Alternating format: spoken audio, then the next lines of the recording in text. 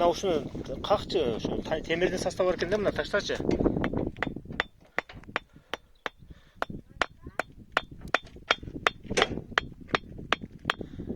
Темирди ургандай үн чыгып атат да.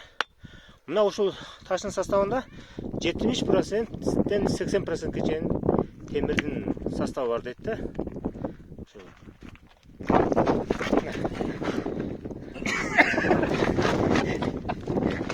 Көтөрбөйсүң? Кичинекей ташты көтөрө албайсың. Көтөр эле. Канча килограмм чыгат?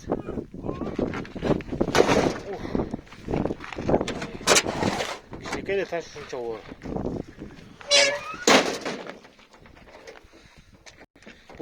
Бул ташты алып барып эмне кыласыңар? Темирин чыгарасыңарбы, эритип? Ооба, темирин чыгарабыз.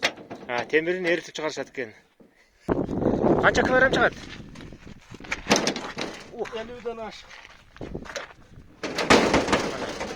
Кичинекей эле таш мына. 50ден ашык. Себеби дегенде бунун составында 70-80% темир бар.